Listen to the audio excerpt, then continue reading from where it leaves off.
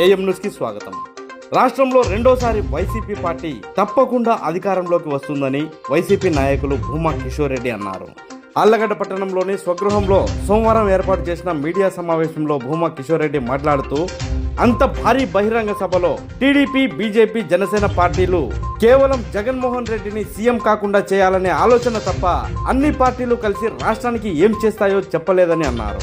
ఆ మూడు పార్టీలకు రాష్ట్రానికి ఉపయోగపడే ప్రణాళిక ఏమీ లేదని, కేవలం జగన్మోహన్ రెడ్డిని 2024 ఎన్నికల్లో ముఖ్యమంత్రి కాకుండా ఆపడమే ఆ పార్టీల ఎజెండా అని అన్నారు. అదేవిధంగా రాష్ట్రంలో జరగనున్న ఎన్నికల్లో వైసీపీ గెలిచి జగన్ రెండోసారి ముఖ్యమంత్రి అవ్వడం ఖాయమని అన్నారు. ప్రధానమంత్రి నరేంద్ర మోడీ రాష్ట్రానికి వచ్చి పోలవరం ప్రాజెక్టు గురించి కానీ, కడప స్టీల్ ఫ్యాక్టరీ గురించి కానీ, విశాఖ స్టీల్ ఫ్యాక్టరీ గురించి కానీ, రాష్ట్రానికి అవసరమైన పరిశ్రమల గురించి కానీ ఎక్కడ మాట్లాడలేదని పేర్కొన్నారు. రాష్ట్ర అభివృద్ధి కోసమే తమ మూడు పార్టీలు పొత్తులు పెట్టుకున్నాయని ఎక్కడా చెప్పలేదని అన్నారు. దాంతో చిలకలూరిపేటలో జరిగిన ప్రజాగలం సభ అట్టర్ ఫ్లాప్ అయిందని భూమా కిషోర్ రెడ్డి విమర్శించారు. రాబోయే ఎన్నికల్లో ముస్లింలు, క్రైస్తవులు ప్రశాంతంగా ఉండాలంటే మోడీ లాంటి టెర్రరిస్టులు వెళ్లిపోవాలని ఆయన పేర్కొన్నారు. నాడు నరేంద్ర మోడీని తిట్టిన ఇదే చంద్రబాబు నేడు మోడీని పొగడ్డం ఆశ్చర్యంగా ఉందని అన్నారు. మూడు పార్టీల నాయకుల్లో సమన్వయం లేదని, ఒక్కొక్కరు ఒక్కో మాట మాట్లాడుతున్నారని అన్నారు. రాబోయే ఎన్నికల్లో ఎన్డీఏ కూటమి అధికారంలోకి రాకపోయినా మోడీతో సఖ్యతగా ఉంటే కేసుల నుండి తప్పించుకోవచ్చు అన్న ఆలోచన చంద్రబాబులో ఉందన్నారు. ముస్లిం మైనార్టీ ఓట్లు పడవనే ఆలోచనతో బీజేపీకి చెందిన వ్యక్తిని టీడీపీలో చేర్పించి ఎన్నికల్లో పోటీ చేపిస్తున్నారని భూమా కిషోర్ రెడ్డి విమర్శించారు. ఎవరెన్ని ట్రిక్కులు చేసినా రాబోయే ఎన్నికల్లో రాష్ట్రంలో వైసీపీ జెండా ఎగరడం ఖాయమని, వైఎస్ జగన్మోహన్ రెడ్డిని ప్రజలు మళ్లీ ముఖ్యమంత్రిగా గెలిపించుకుంటారని, దీన్ని ఎవరూ ఆపలేరని భూమా కిషోర్ రెడ్డి హెచ్చరించారు. మూడు పార్టీలు కలిపి తెలుగుదేశం, భారతీయ జనతా పార్టీ, జనసేన కలిసి మీటింగ్ పెట్టారు. మీరు గమనిస్తే వీళ్ళు పొత్తు గురించి మాట్లాడుతున్నారు. ఈరోజు రాష్ట్రంలో ఏదో పెద్ద పెను మార్పులు వస్తున్నాయని చెప్పేసి నిన్న మీటింగ్ పెట్టినామని చెప్పేసి, ఈ మీటింగ్తో ఏదో పెద్ద మార్పు జరగబోతుందని చెప్పి పెట్టారు. వీళ్ళ పొత్తు మెయిన్ ఎజెండా అనేది పవన్ కళ్యాణ్ గారు నిన్న మాట్లాడుతూ జగన్ని గద్దె దించడం తప్ప మా ముగ్గురు ఎజెండా అదొక్కటే ముఖ్యమైన ఎజెండా అనే విధంగా ఉంది తప్ప ఎక్కడే కానీ నిన్న మీటింగ్లో చంద్రబాబు నాయుడు గారు కానీ,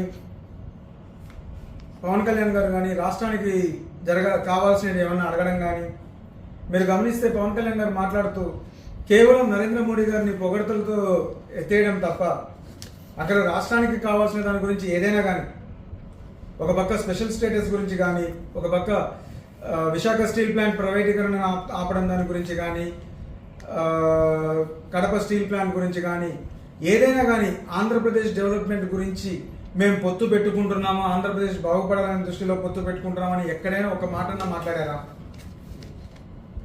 కేవలం మా జెండాలు కలిసేది జగన్మోహన్ రెడ్డి దించడానికి తప్ప మీరు ఎందుకు పెడుతున్నారో కూడా మీకే అర్థం కాదు. సేమ్ చంద్రబాబు నాయుడు గారు కూడా అదే పరిస్థితి. ఇదే 2019లో నరేంద్ర మోడీ గారిని ఏ విధంగా తిట్టారు? ఆంధ్రప్రదేశ్లో కాదు, దేశంలో ముస్లింలు, క్రిస్టియన్స్ బతకాలంటే నరేంద్ర మోడీ లాంటి టెర్రరిస్టులు ఉండకూడదు అనే విధంగా మాట్లాడారు. ఈరోజు చూస్తే అదే నాలుగుతో నరేంద్ర మోడీ గారు పైన నిధికి వచ్చిన దేవుడు, గంగా జలాన్ని కిందికి తీసుకొచ్చినట్టు, మన రాష్ట్రానికి వచ్చినట్టు నరేంద్ర మోడీ గారు వస్తున్నారు అని మాట్లాడుతున్నారు. అసలు ఆయన కనీసం రాష్ట్రం బాగుండాలి అనే దాని మీద ఒక్కటన్నా సమస్యనన్నా ఎత్తినారా? ఎన్డీఏ ప్రభుత్వం రావాలి ఆంధ్రప్రదేశ్లో అంటున్నారు. ఏ దానికి రావాలి ఎన్డీఏ ప్రభుత్వం అన్నా చెప్పగలుగుతున్నారా? ఆ ధైర్యం అన్నా ఉందా ఆయనకి? ఎన్డీఏ ప్రభుత్వం రావాలి అంటున్నారు, కనీసం ఏం చేయడానికి రావాలి? ఈ మూడు పార్టీల ఎజెండా ఒకటే ఉన్నట్టుంది, జగన్మోహన్ రెడ్డి గారిని దించడం తప్ప ఇంకొక ఎజెండా లేనట్టుంది. మీటింగ్లో మైకులు పెట్టుకోలేని వాళ్ళు మైకులు కూడా సరిగ్గా సెట్ చేసుకోలేరు కానీ రాష్ట్రాన్ని బాగుపరుస్తారంట. ఒక ప్రధానమంత్రి వస్తే మీటింగ్లో మైకులు పనిచేయట్లే, వీళ్ళు వచ్చి ఆంధ్రప్రదేశ్ని పాలిస్తారంట.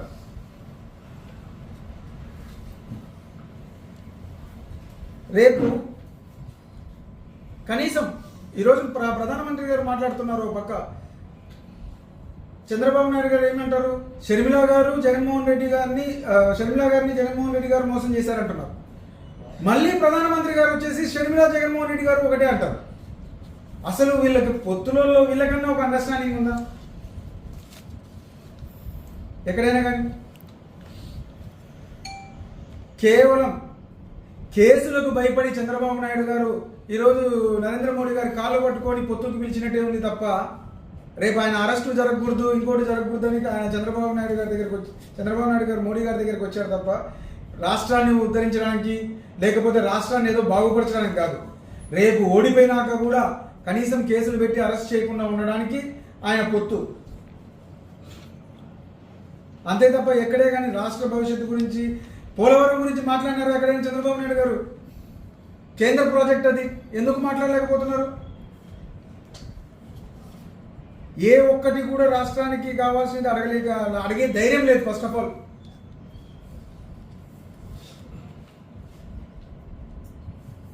ఈరోజు రాష్ట్రంలో చూస్తుంటే ఎంత దారుణంగా ఉందంటే, ఇప్పుడు మన ఉదాహరణకి మన నంద్యాలే బీజేపీ నాయకురాలు బీజేపీ డిస్ట్రిక్ట్ ప్రెసిడెంట్ని తీసుకొచ్చి తెలుగుదేశంలో మార్చుకొని పోటీ చేయించడం ఏంది నాకు అర్థం కావట్లేదు. ముస్లిం మైనారిటీని మోసం చేస్తున్నారా మీరు? ఆమెను బీజేపీ నుండి నిలబెట్టచ్చు కదా, సీట్ ఇవ్వాలనుకున్నారు. నాకు తెలిసి ఇవన్నీ చేసే బదులు కొత్త పార్టీ ఒకటి పెట్టచ్చు. బీజేపీ భారతీయ తెలుగు జనసేన పార్టీ అని చెప్పి ఒక కొత్త పార్టీ పెట్టుకొని ముగ్గురు కలిపి ఒక కొత్త ఇది పెట్టుకోవచ్చు. దీని బదులు పొత్తు అంటారు, ఆ పార్టీ నుండి ఈ పార్టీలోకి తీసుకొచ్చి నిలబెట్టడం ఏందో అదేందో నాకు అర్థం కాదు. అంటే కేవలం మైనార్టీ ఓట్లు పడవని చెప్పేసి మీ అంతకు మీరే డిసైడ్ అయిపోయి బీజేపీతో మైనార్టీ ఓట్లు పడవు, దానికోసం అని చెప్పేసి ఇలాంటి చీప్ ట్రిక్స్ అన్ని. ఒక నాయకుడేమో బీజేపీకి మాకు సంబంధం లేదంటారు, టీజీ భరత్ గారు డైరెక్ట్గా చెప్తున్నారు బీజేపీ చేసేదానికి మాకు సంబంధం లేదంటారు. టీజీ వెంకటేష్ గారు ఏమో బీజేపీ పార్టీలో ఉంటారు. ఏం రాజకీయాలు జరుగుతున్నాయో కూడా అర్థం కావట్లేదు. నిన్న మీటింగ్ అయితే అట్టర్ ఫ్లాప్. నా దృష్టిలో నిన్న మీటింగ్ ఒక అట్టర్ ఫ్లాప్ మీటింగ్. ఈరోజు ఆంధ్ర ప్రజలకి ఒక్క మెసేజ్ కూడా లేదు దీంట్లో. కేవలం చంద్రబాబు నాయుడు గారేమో ఆయన మీద కేసులు లేకుండా, అరెస్టులు లేకుండా ఆపుకోవడానికి పొత్తులు కలుపుకొని ఒక ఎన్డీఏ అనే ఒక డ్రామా ఆడుతున్నారు. దీనివల్ల ప్రజలకు ఉపయోగపడేది లేదు, ఏదీ లేదు. ఎన్ని జెండాలు కలిసి వచ్చినా కూడా జగన్ గారి ఇంటికి కూడా బీకలేదు. ఖచ్చితంగా రాబోయే 24 ఎలక్షన్స్లో మళ్ళీ ఆంధ్రప్రదేశ్లో వైసీపీ జెండానే ఎగురుతుంది, దాన్ని ఎవరూ ఆపలేరు.